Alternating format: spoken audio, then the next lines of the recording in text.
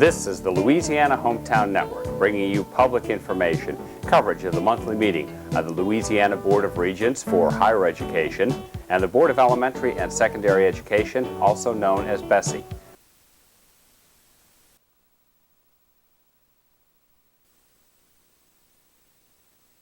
We're here today as part of a consortium across the state. We are public health foundations, we are health centers across the state that provide free assistance to people who are looking for information and enrolling in healthcare plans.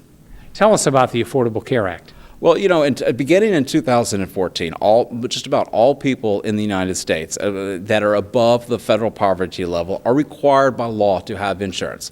And insurance is a very difficult thing for people to understand. So what we're doing is we're traveling around the state, we're educating consumers on the insurance that is available in their community, as well as helping them with free enrollment assistance. Affordable Care Act 101, basically. I'll be going step by step through the overall enrollment process and letting people know what information they will need to know in order to either get assistance or to find out what resources are available to them under the Act. 4, 3, 2, 1. All right, what the Affordable Care Act means for you. What I'll be doing is going through basic information, the need-to-know information in regards to the Affordable Care Act, in addition to going through step-by-step what an individual would need to know in order to seek assistance through the program. This information is brought to you by Navigators for a Healthy Louisiana. I'm a certified navigator for the health insurance marketplace. I'm also registered with the Department of Insurance in the state of Louisiana. That's to ensure that all of the information I'm providing is accurate and up to date. So we'll go ahead and get started.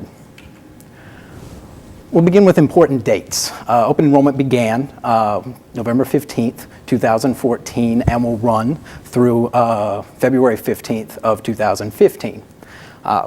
The first effective date for anyone who enrolled prior to the end of the year will be January 1st, 2015. All this means is January 1st is the first day for any plan that a person chose, if they chose a plan through the marketplace, to begin. However, if you choose a plan after January 1st, for example, on January 2nd, we'll use, your plan will not be effective until the 1st of the following month. So that would be February 1st. So again, even if you've already missed enrollment or still have questions, open enrollment will extend through to February 15th. Meaning that you should not wait until the last day, but if you do and you enroll and go through the program February 15th, your coverage will begin if you pick a plan March 1st, 2015. Now, normally these are the dates that you would be able to enroll within. Enrolling outside of those dates generally requires some sort of what is called a special enrollment period. You would have to qualify for this based on some of the criteria listed. Keep in mind at the very bottom, if you have a change in income, the only way that would trigger a special enrollment, meaning you would be able to enroll at any point in the year, regardless of whether it was outside of open enrollment, you have to have already enrolled, meaning that you're making a change to your information as opposed to starting fresh. But any of these other items will trigger what is called a special enrollment period. So primarily any sort of change in household size, as with any private insurance. So real briefly, I'm going to go over as a whole what it does, and then since some things are a little different for us here in Louisiana, I'm going to mention and highlight those items as well. The Act, the Affordable Care Act, expands and improves both Medicaid and CHIP, LA-CHIP for us here in Louisiana. For states that opted to accept the Medicaid expansion, we, however, did not. Originally under the Act, Medicaid expansion was mandatory, meaning that all states were going to be required to expand Medicaid. However, the Supreme Court of the United States decided that it was going to be optional, so each state then had the option as to whether or not they would expand Medicaid. Our state opted not to. About half the states opted not to, and we were one of those states. For all intents and purposes right now, that just means that how an individual or anyone in their household is determined eligible for Medicaid, we operate under the same rule set that we have, so we will continue to do so. Creates a new office in the Center for Medicare Medicaid Services, the Medicare-Medicaid Coordination Office. This office just serves to oversee and resolve any coordination disputes between either Medicare or Medicaid, for example, for some individuals who have a bit of both. Establishes the healthcare marketplace, which I will, in a moment, go into more detail, but for right now, it is designed to be a one-stop shop where an individual or their family can compare different plans and prices from different insurance providers, in addition to trying to see if they qualify for any assistance to help pay for that private health coverage. And finally, it holds insurance companies accountable, and that's what I'm going to go into a little bit more detail on for right now. There are a lot of changes. A majority of the Act and the information in it actually affects the insurance companies directly. For example, the items listed, they can no longer deny an individual or actually base an individual's premium costs on any pre-existing medical conditions, meaning that for all intents and purposes, the plan's prices are solely based on, for example, what your age is, where you live, in addition to whether or not you're looking for a household family plan or just an individual plan. All of the plan information is online. Every insurance provider is required to provide what is called a summary of benefits, as a list of what the plan covers, the out-of-pocket costs, for example. All of this information is available either directly through the insurance provider's website, or it can be viewed through the marketplace website, www.healthcare.gov. I'll be mentioning that website throughout the presentation.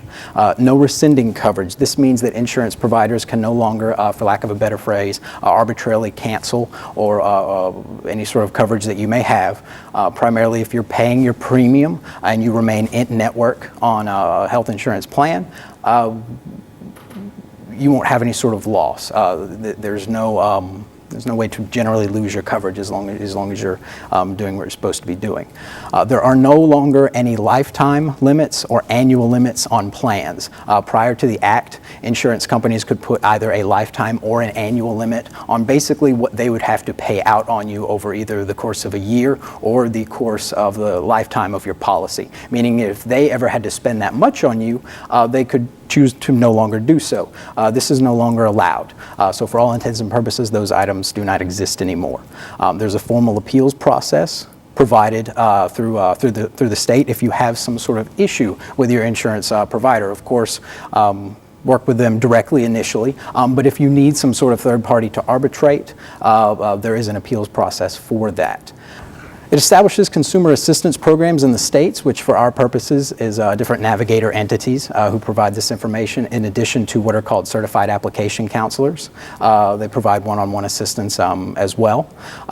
Finally, they have to value what is called the 80-20 rule, meaning that you can think of it in one of two ways. The revenue from premiums that a provider insurance company generates, they have to spend at a minimum 80% of what they generate has to be put back into the programs, has to be maybe refunded to the consumer in the form of a rebate check or maybe a reduction in next month's premium, something of that manner. Or you can think of it like this. They can only spend, or they cannot spend any more than 20% of what they generate on administrative costs on paying themselves. This is a rule they now all have to abide by, regardless of whether or not they're inside or outside of the marketplace. There are additional consumer protections for young adults. Young adults under the age of 26 can stay on their parents' plans until they turn 26. At that point, they will age off and will have to seek some sort of coverage for themselves. This wasn't given before. Some insurance providers did use this age or one close to it, but now it's unified, meaning all insurance providers have to cover young adults on their parents' plans up to the age of 26. Preventative services, it says they're free. In most cases, an individual will still be paying for their monthly premium, but every plan has to cover what are called preventative services. So for example, your vaccinations, your flu shots, different cancer screenings, well women visits, all of these things would fall under preventative. That's on an exhaustive list. You can actually go online or contact an insurance provider if you're currently with one or seeking one, and they can give you the list of preventative benefits. But every plan inside or outside of the marketplace has to cover these services. When you go seek, and when you go, for example, you want to get your flu shot, you will just show your insurance card. You're not going to pay anything out of pocket. You don't have to meet your deductible. This comes with every plan regardless of what type of plan it is. And finally, real briefly, I'm going to mention how it strengthens Medicare. Specifically, how what's called the donut hole for prescription drug coverage is an issue for quite a lot of people. Until that donut hole is closed under the Act, prices for prescription drug coverage payments will be reduced to compensate until the overall donut hole is removed. If you have any Medicare-related questions, please contact the SHIP organization, the Senior Health Insurance Information Program. We have their website listed here. In addition to their phone number, they're a national organization. So, for example, if someone in Louisiana, if we call, they will refer you to a local resource. This is a way to get either one-on-one assistance or information, or meet someone face-to-face if you need some assistance or have any questions in regards to Medicare. So I'm going to go into who is eligible, meaning who is eligible for the assistance that I mentioned. There are different methods of assistance, or different ways you can qualify for assistance under the Affordable Care Act, and I'm going to go through who can actually apply for them and receive them. You have to be a citizen of the United States or legally in the United States during the coverage period for the insurance provider. You have to live in the insurance company's service area. For us, that means generally on a parish-by-parish basis. Some insurance providers in the marketplace are not available in every parish. Some of them are available throughout the state. That's something you'll be able to see either through the website, healthcare.gov, or by contacting an insurance company directly. There's an income requirement. You have to have income in between what is called 100 to 400% of the federal poverty level. Now I'll get into exactly what those numbers are, but for right now, it's just the guidelines that the federal government uses to determine what households and what individuals qualify for different programs on a federal level. And finally, if you're offered coverage at work, it has to fail to meet, I should say, a certain set of requirements. It has to be considered not affordable. So what the federal government has determined is that if what you're offered at work, if you're offered employee-sponsored coverage, would cost more than 9.5% of your annual income at where you work, if your yearly premium would cost more than that, it is considered unaffordable, and you would be able to apply for assistance in the marketplace. In addition to that, whatever plan they offer has to meet what is called a 60% actuarial value at a minimum. What that basically means is that at a minimum, whatever plan they offer you has to pay, on average at a minimum, 60% of whatever your medical cost would be for the year. So no 50-50 plans. So any of these criteria, as long as they're met, can be used to determine whether or not as a person is eligible for assistance through the health insurance marketplace. Now I'm going to get into who is not eligible, meaning individuals who would not be eligible for any sort of assistance. Anyone who is incarcerated, anyone whose income is above 400% of the FPL, what I mentioned, that federal poverty level, which I will explain what those numbers are here shortly. If you're offered coverage at work that is considered affordable and meets that 60% actuarial value, so for example, if it's less than the 9.5%, if you're eligible for Medicaid or the CHIP, if you're claimed as a dependent on someone else's taxes, if you're unable to attest to residency in a single state, or if you're in the country unlawfully. Again, these are all, anyone who would fall under any of these categories would not be eligible for any sort of assistance through the health insurance marketplace. So, and I mentioned it briefly before, so what exactly is the marketplace? It is, again, designed to be a one-stop shop where individuals and their households can compare different private insurance plans from different insurance companies, in addition to being able to see if they qualify for any sort of assistance to help pay for that coverage. So it would function just like any other insurance, just in addition to being able to, instead of going to brokers back and forth, you're just going to one spot. So for example, if you look at a plan, marketplace plan, and then you go directly to a different insurance provider, you're going to be able to see the same plans, they're going to be the same prices. The only difference is, in order to qualify for the assistance, you have to go through the marketplace. And there are different ways to go through the marketplace to try to see what you qualify for, and I'll get into that here shortly as well. So I mentioned the assistance. There are a couple of different ways, a couple of different benefits that an individual or their household can qualify for based on generally their household makeup and how many individuals in the household, for example, and the household income. First is the advanced premium tax credit. This is determined based on your household size and the income of the household. For most individuals, that will be what is called modified adjusted gross income. So for most individuals, that is just their adjusted gross income. If you qualify for a tax credit, you'll be shown a lump sum, and it can be claimed at the end of the year, just like any other tax credit. But this one's designed to be used in advance. If you were to enroll, you would give a projection of what you expect your next year's income to be, just an estimate, and based on that, if you the marketplace will determine whether or not you qualify for any assistance, first being the tax credit. If you qualify for it, again, they will show the lump sum, but you can also have it divided up essentially by 12 and paid in advance to the insurance company of your choice for the plan that you choose, if you choose one through the marketplace. So to give you an idea, say you apply, and based on your household information, you qualify for we'll say a $200 a month tax credit, meaning that every month, if you choose a plan in the marketplace, beginning whenever you choose the plan, the federal government will pay the first $200 of whatever plan you choose through the marketplace. They will pay that to the insurance provider. The insurance provider will bill you for the difference. So for example, I said a $200 a month tax credit. That's just an example. If you're looking at a $300 a month plan, $200 goes to the insurance provider. Insurance provider bills you for the difference. You would pay your $100 a month premium. So you're still getting a $300 a month plan. You're just paying less out of pocket. In addition to the tax credit, which can be applied to any plan in the marketplace, household or anyone in the household can qualify for what is called reduced cost sharing benefits. I'll go into a little bit more detail here in a moment, but to put it shortly, it is designed to reduce the out-of-pocket costs on a certain selection of plans. So whenever you go to use your health insurance, what you would pay out of pocket will be reduced based on whether or not you qualify for this. So that would be your deductible, your out-of-pocket maximum, your copay, co-insurance. So for example, you may, instead of having to pay a $45 copay to visit your doctor, you may only pay $20 or something like that. It varies depending on household, and you would get this information after you applied, but before you actually choose any plans, if you choose to do so. One thing to keep in mind, once you accept a subsidy, you must file a tax return for that year. The reason being that when you apply, again, you're giving a projection of what you expect your next year's income to be. I realize that does change, so you can update that information throughout the year as needed. But that's the only way for the IRS to check.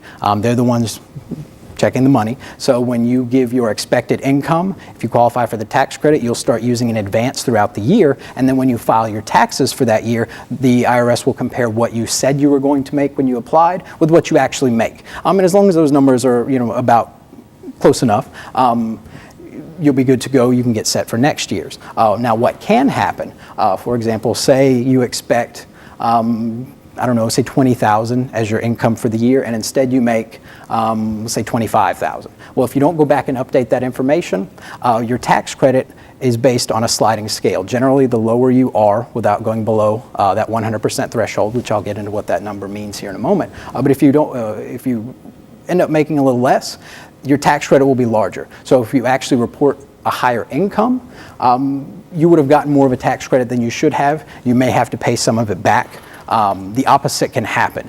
If you say you're going to make, say, $25,000 and instead you make $20,000, well, at the end of the year, they're going to say, well, you should have gotten a larger tax credit. You'll just collect that lump sum when you file your taxes. So either way, it balances out. But the only way for them to check is for you to file your taxes, for them to be able to compare those numbers. I mentioned or wanted to mention real briefly about Medicaid and LCHIP, how since we did not expand Medicaid, it does affect us a little bit differently, meaning that for all intents and purposes, if anyone falls below a certain income threshold, they will be directed to the Medicaid office. However, again, how a person is determined eligible is still based on that system hasn't really changed.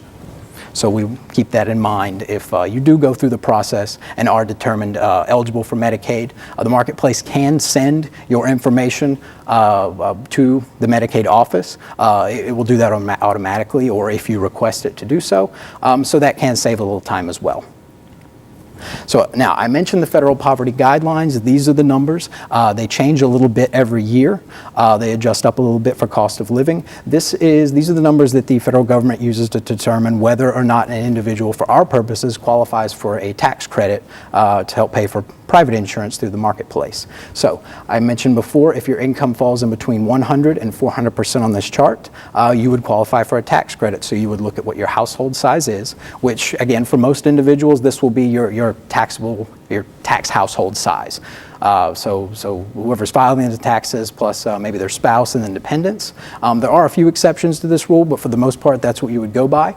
And once you pick whatever your household size is, you look at the income between 100 and 400%. So for example, take a household of 4. If the household income, again, modified adjusted gross income, which is going to be adjusted gross income, in addition to for example, some non-taxed income, Social Security and Social Security disability are two of the main ones. You would count in addition to whatever else you have to determine whether or not you qualify for assistance. But we'll use household size of 4. If the income falls in between $23,850 up to $95,400 for that household, they'll qualify for a tax credit. Now, again, it works on a sliding scale, so the lower you are on the chart without going below 100%, the larger of a tax credit you will qualify for, in addition to the cost-sharing reduction that I mentioned.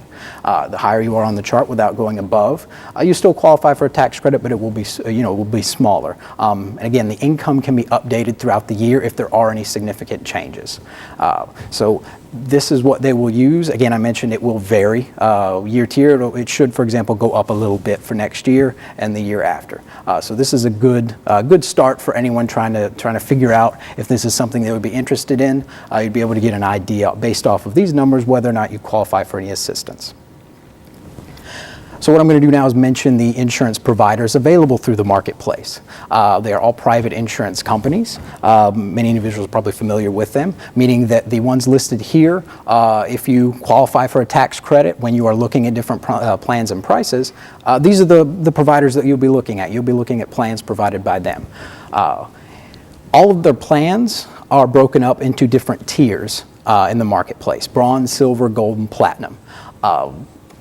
All that really means is that you can compare the different plans without having too much difficulty in regards to what benefits are covered. So for example, under the Act, all of the benefits have to be not so much the same, but they have to meet a minimum requirement. They have to cover a certain amount of things. 10 essential health benefits are what they are called. I will go over them all here shortly. But for right now, take a bronze plan. Compared to the rest of them, they're going to, any plan in the bronze tier will cost comparatively less a month. Now, when you go to use your insurance, it will be higher. You will be a higher deductible, higher out-of-pocket costs. That's the trade-off. Now, as you go down the list, the more precious the metal, the lower the monthly premium, but the higher the out-of-pocket cost. So, for example, once you get to platinum, a platinum level plan is going to have comparatively a higher monthly premium, but lower out-of-pocket costs. So, lower deductible, lower copay, for example, for a doctor's visit.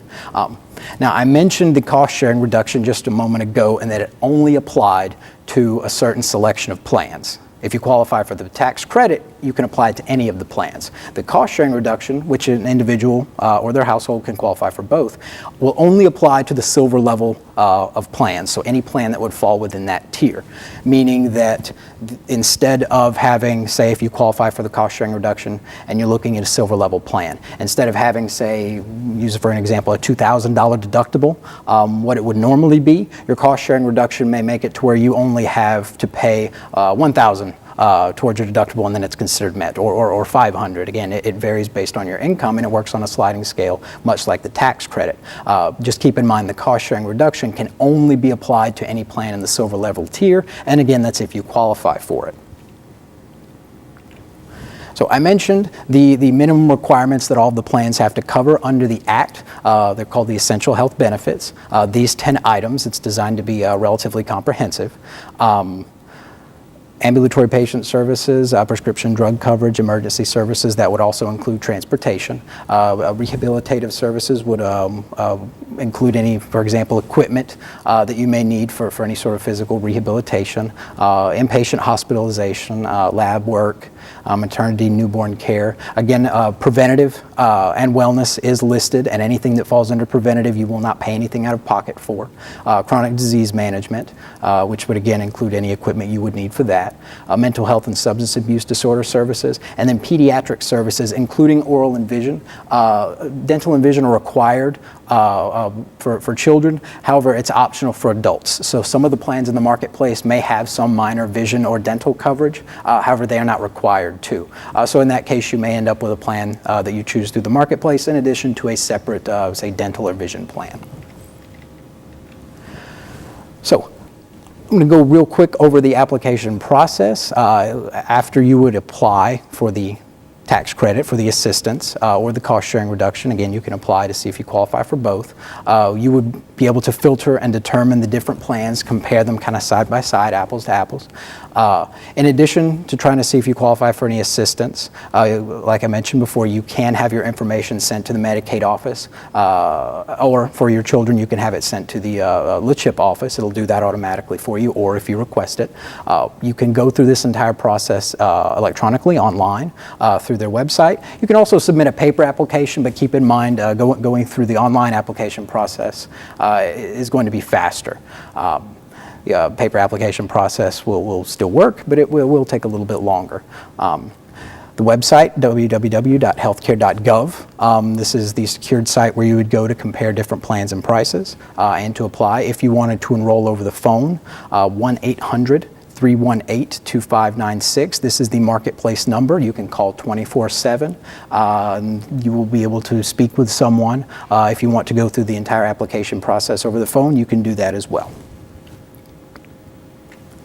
So after you enroll, you do have the option of well, if you disagree. And if you disagree, there is an appeals process. Generally, I said disagree, meaning there's some issue with how your income was reported, or your tax credit doesn't seem to reflect what your income will be, or maybe you moved and they don't have your correct address. If there's something incorrect and you can't change it manually on the site, you can contact to request an appeal. Initially, there'll be an informal resolution attempted that'll be most likely over the phone. Someone from the marketplace will contact you and try to address the issue. If it is more serious than that, they will schedule a formal hearing.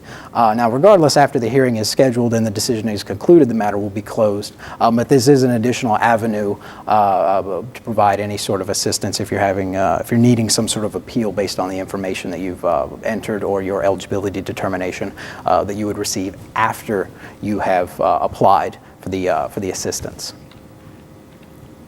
So what if I just don't want to mess with any of this? What if I choose not to have a healthcare plan for one reason or another?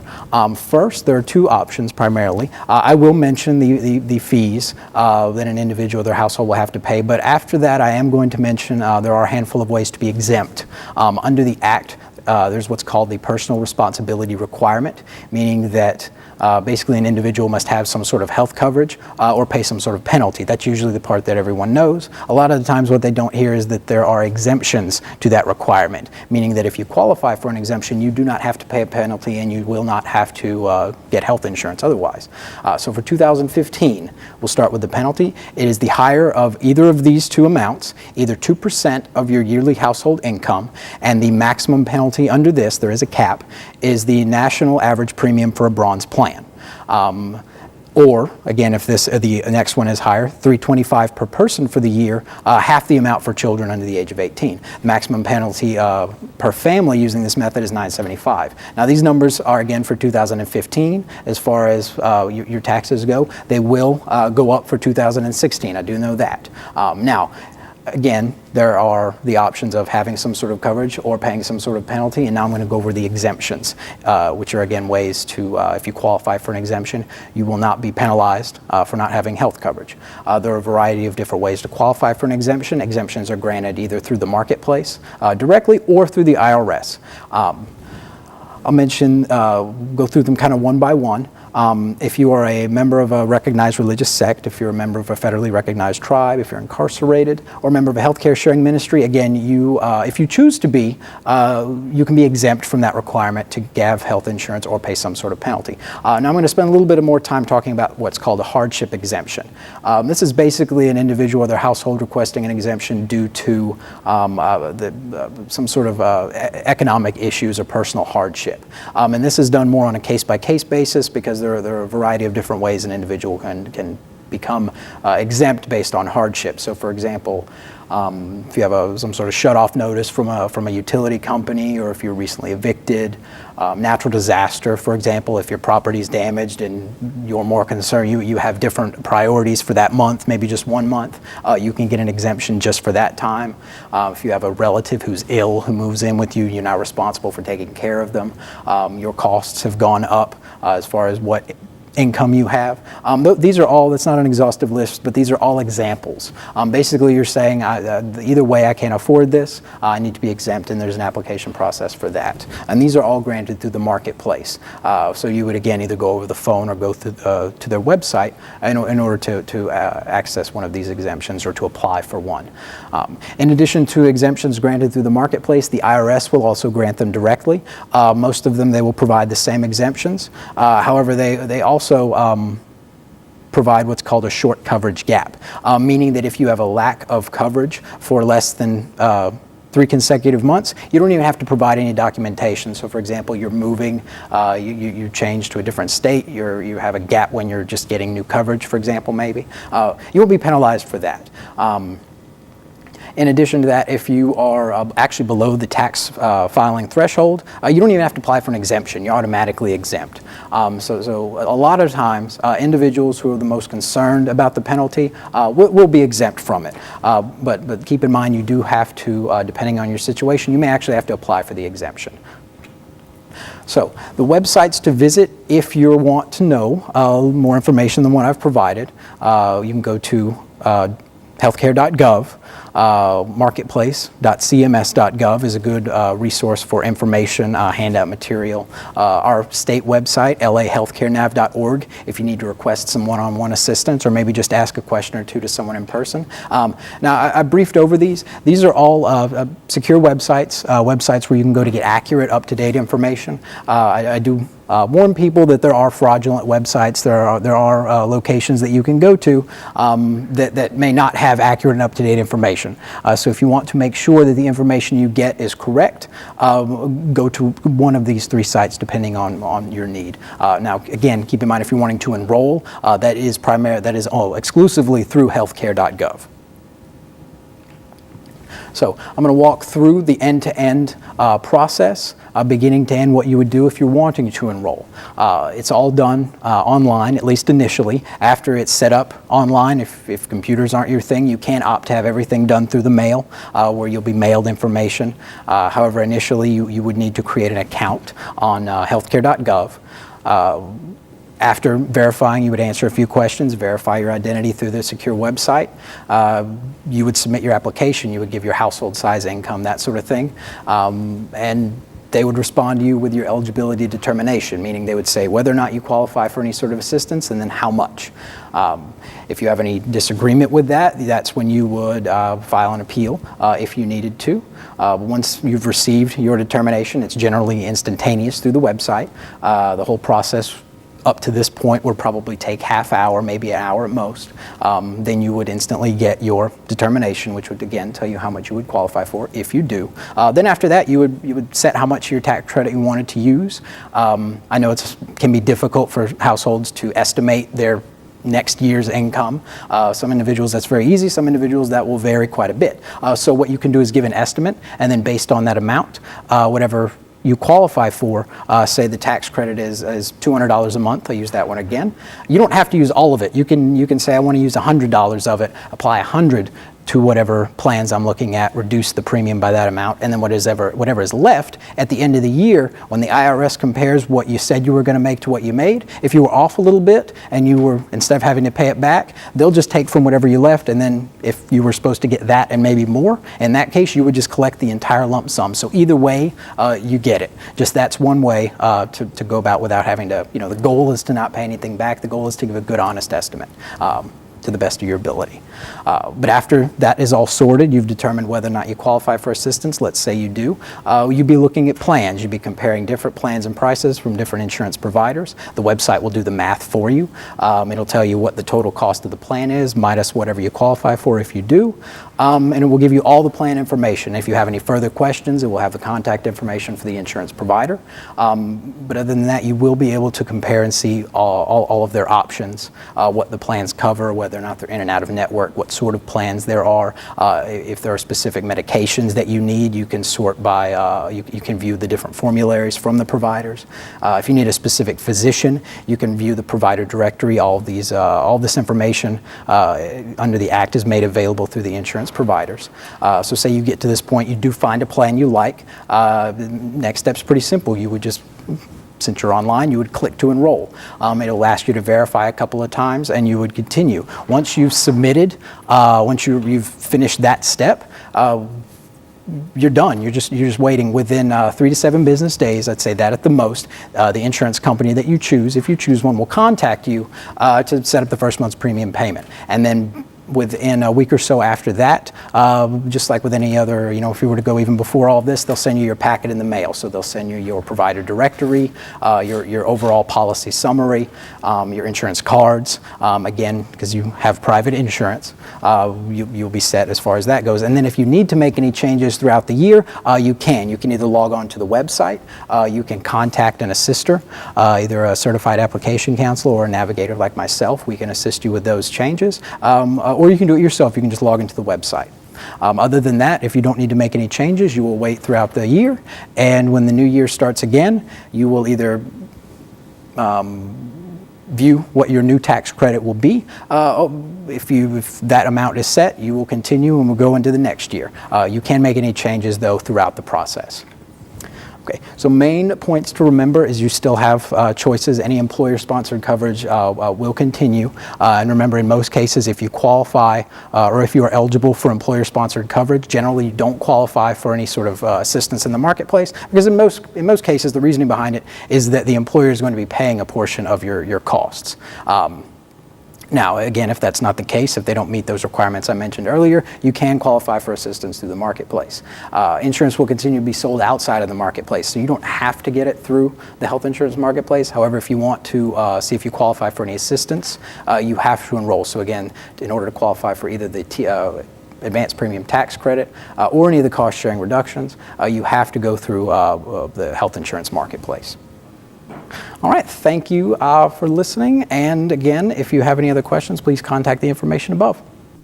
Main thing to keep in mind is to be informed. There's a lot of misinformation or a lot of lack of information. So before anyone makes any decisions, just make sure you're seeking assistance through the proper channels and to stay informed. How much available information is free to the public? Well, all information we provide is free to the public, as well as any information provided through the healthcare.gov website. I think the most important thing to know is that there are resources in all of the communities across Louisiana to help you with enrollment process, whether or not it is just understanding some of the things we explained today, or if it is actual help with the enrollment. There are navigators and certified application counselors, as well as insurance agents and brokers in your community that will be able to help you. If people have questions like more information, what should they do? I think the easiest way is to call us at our office, and that's calling 1-800-435-AHEC for AHEC, or 1-800-435-2432. And what we'll do is we'll connect you with an insurance assister right there in your community.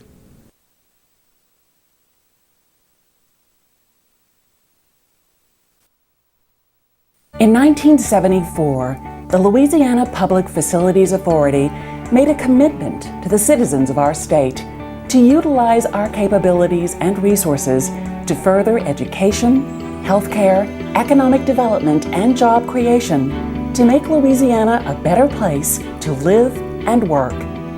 For the past 40 years, the LPFA has strived to fulfill that promise, funding the future of Louisiana with a renewed commitment each year forward through everything we do. The LPFA was created in 1974 by a private corporation as a public trust, a self-supporting organization that serves as a conduit issuer of both taxable and tax-exempt bonds for qualifying public and private entities. LPFA's services have been valuable to many organizations by helping them to secure capital for a wide range of projects that have had a positive impact on the lives of virtually every man, woman, and child in Louisiana. As we celebrate our 40th anniversary, we can proudly say that we have helped secure almost $24 billion in financing to build everything from hospitals and schools to housing and manufacturing facilities, plus a long list of projects that have helped to stimulate the state's economy and make higher education more accessible and affordable.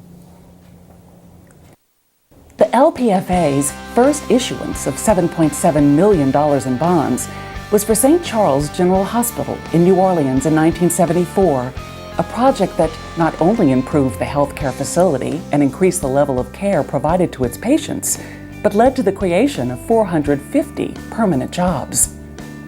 We've never looked back.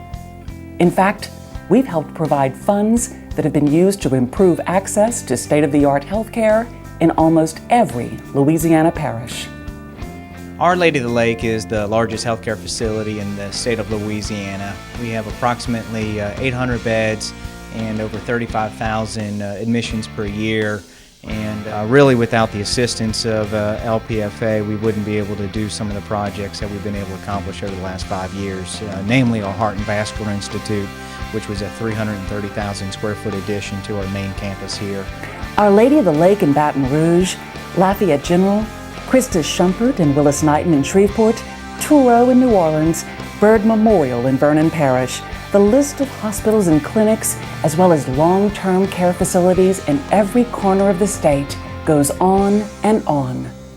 Through the LPFA's involvement, not only have healthcare facilities improved, but so have the health outcomes for literally thousands of patients statewide. Providing better healthcare facilities certainly benefits those who seek medical treatment. Learning what causes diseases and other critical health conditions, and then determining the best course of action to treat, and more importantly, how to prevent medical conditions, has continued to remain important to the LPFA. It is essential to ensuring that citizens have access to the knowledge and tools they need to live better, longer. Critical to its mission, the LPFA has and continues to support medical research as it seeks to explore these issues. The Pennington Biomedical Research Center is just one example. We've had a wonderful 25-year relationship with the LPFA, starting back literally to the first days when we opened our doors here at Pennington Biomedical. The LPFA joined us at that time, providing the funds that allowed us to recruit the first executive director for the center and really to start building a research center filled with scientists and research. What is happening at Pennington, as well as the research facilities at the LSU Health Sciences Center, Tulane University, and others, is not only having an impact on the lives of Louisianans, but on the lives of people across the nation and around the world. They have been a trusted partner with us throughout the years, so whether it was funding for research to initiate that, whether it was to help us recruit some of the best minds and scientists here, or whether it was to help us literally build new facilities for our scientists, LPFA has been the best partner for us. The resources of the LPFA have also been utilized to strengthen our educational facilities and the opportunities they provide to students across the educational spectrum. The confidence grew between ourselves and LPFA, and it's made a difference. There's not a question about it that it has made a difference to where this LSU as a system is today. The LSU, Southern, and University of Louisiana systems, Loyola, Tulane, Centenary, Dillard, Xavier, the value of these important educational assets have all been increased due due to the relationships they've built with the LPFA and our ability to respond to their unique needs. I can say without any question that had we not had LPFA's assistance, we would not have gotten to where we are today. We could not have afforded the interest rates and principal payments at the time, and LPFA came in with us to help us modify what we were going to be paying every year. And as our enrollment grew, it made it possible for us to make those payments as they were coming due. And it was just an alternative that we needed, and it came about at a great time for all of us. Certainly, higher education has been a benefactor of the special bond financing and grant programs fostered by LPFA. But in recent years, LPFA has also become actively involved in securing capital for numerous elementary and secondary educational facilities across the state. Supporting improved health care and education is clearly a part of our mission. But supporting efforts to provide affordable housing for those facing substandard options is equally relevant to our goal of improving the overall well-being of Louisianans. Funds secured through the LPFA's access to bond markets have been used to construct modern apartments and other housing units that provide modern, safe living environments for families and individuals of all ages. They're found in Monroe, Alexandria, Lake Charles, every major metropolitan area, as well as small towns and communities throughout the state. Over the past 40 years, literally hundreds of industrial and manufacturing projects have found needed capital to jumpstart their efforts and create jobs through the LPFA's bond issuing resources.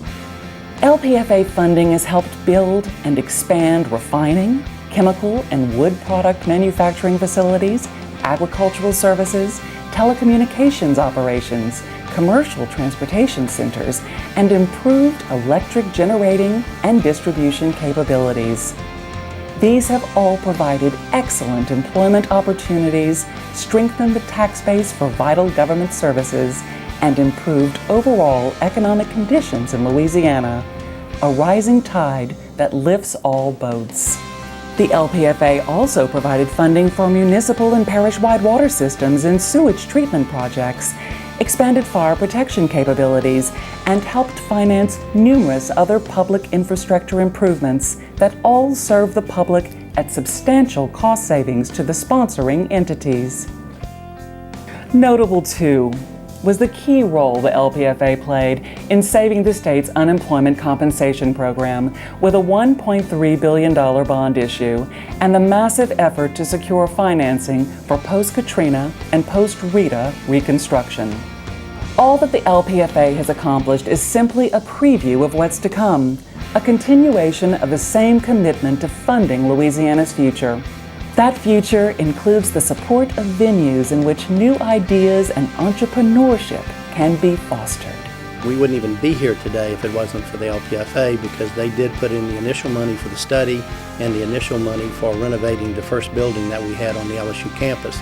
Now that we're located at the LSU Innovation Park, they have also been funding our operations, helping us pay for graduate students who can work with the companies here at the Business and Technology Center, as well as helping us with our mobile classroom, which is our 18-wheeler, the mobile classroom where we go into the rural communities of Louisiana and help these businesses grow. Every day, business incubators supported by the LPFA ignite exceptional and innovative economic development that starts right here in Louisiana.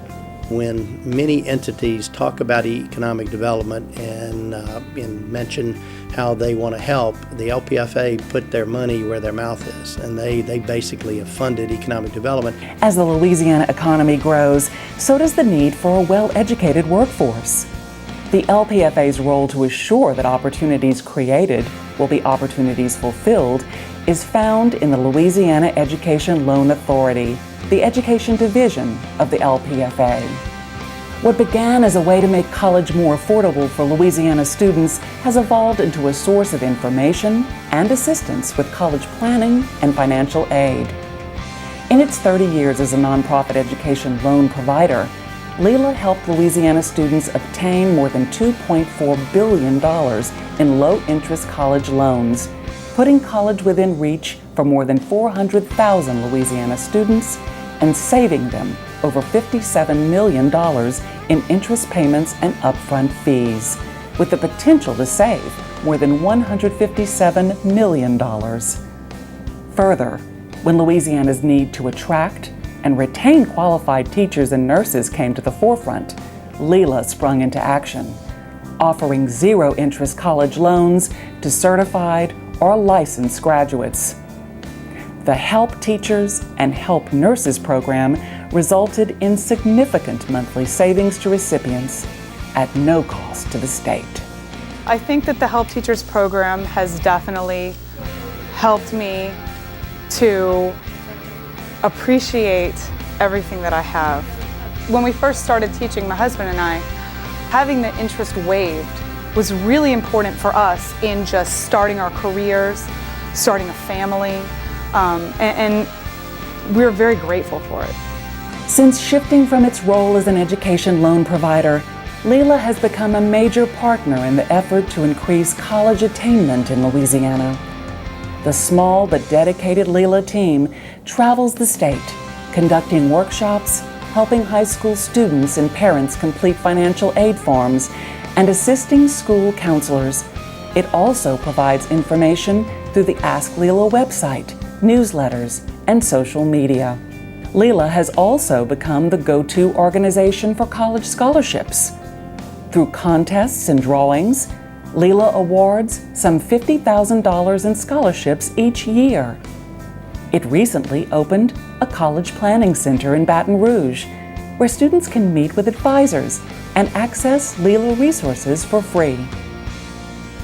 The LPFA's continued support of students in education through LILA's efforts results from its recognition that increasing post-secondary education is critical to Louisiana's economic prosperity. Everything we've done, every bond issue, every grant, every presentation to students and parents has been guided by a deep and sincere belief that the outcome must have a positive and lasting impact on as many people as possible. We firmly believe that by partnering with the entities we've had the privilege of serving, by helping design and structure programs that match their unique needs, by working together instead of interfering, each outcome has indeed exceeded our expectations. Over the years, LPFA has always achieved or been able to work with us very closely and achieving our goals of being able to get access to capital. And I think the structure, the personnel that they have is really first class. And to be able to work very closely with the whole leadership team to accomplish our capital needs is terrific. Things that are very important to them, education, health care, economic development, job creation, those are things that at Pennington Biomedical we're very proud to represent those things as well. So their efforts, either through Pennington Biomedical or across the state, I think really help to reinforce things that are very important about making Louisiana a great state to live in and to work in. LPFA has become a cornerstone for the future. Once again, I can only speak for the LSU system, but for the future of the many institutions which I believe they've supported over the years. It's always good to say you're going to help the economy of your state and your city. And LPFA provided that 40 years ago, and I think there is still need for it today. And I'd encourage anybody who is in need of long-term funding that LPFA is one source that should be certainly looked at and discussed. In my opinion, the LPFA has been a major economic development force in the state of Louisiana over those 40 years. We have ongoing programs with the MBA graduate students who actually act as consultants to a lot of the companies here in the incubator and through our outreach programs. And then again, the mobile classroom, which travels around the state and offers the services of LSU and business counseling and all these different support services to these rural communities and underserved communities. So certainly we want the LPFA to continue to be a partner, and we want to be a partner with the LPFA. We are extremely proud of our accomplishments over the past 40 years. It has been an amazing journey. We have helped and will continue to build and enrich the future of Louisiana. The journey continues.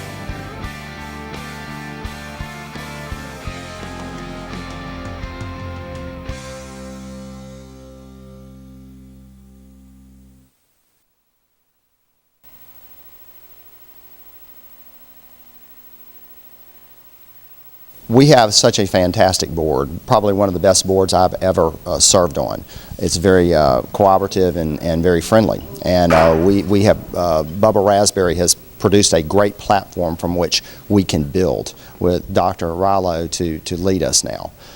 We're very excited about working with him, working with the governor, working with the legislature to have some big goals in 2015. First, we need to enhance our academic programs in order to meet our workforce needs. Louisiana has an unprecedented amount of jobs that we are going to fill in the next several years, and higher education is going to have to step up, as well as the Louisiana Technical Colleges and community colleges systems to meet those workforce needs. That is first and foremost.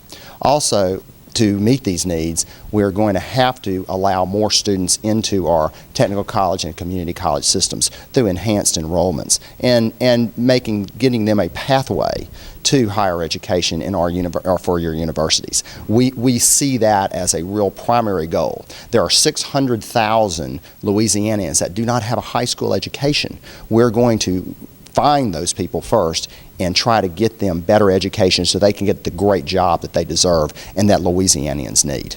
Those are some of the things that we want to do. We also have some funds in our professorships and our other programs, the sponsor programs that are laying idle, that we need to get some of the those things that we need to address in the future too. I think we have a great staff with the Board of Regents. They're very supportive, they're very active, they work long hours, and I'm very pleased with their efforts and look forward to working with them in the future.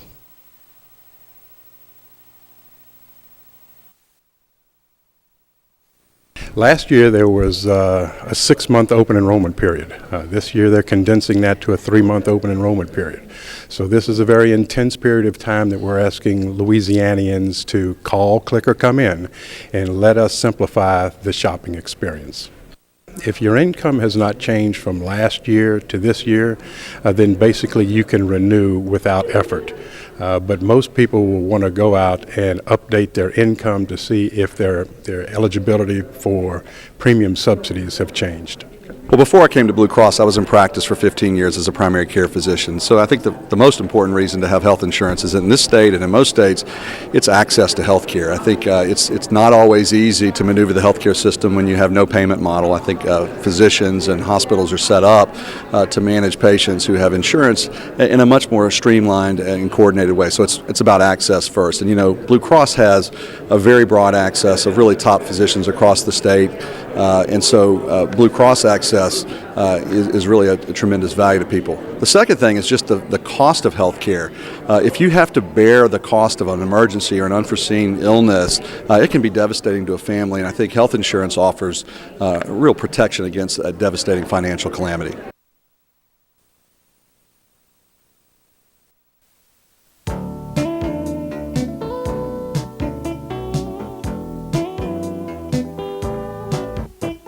This has been the Louisiana Hometown Network.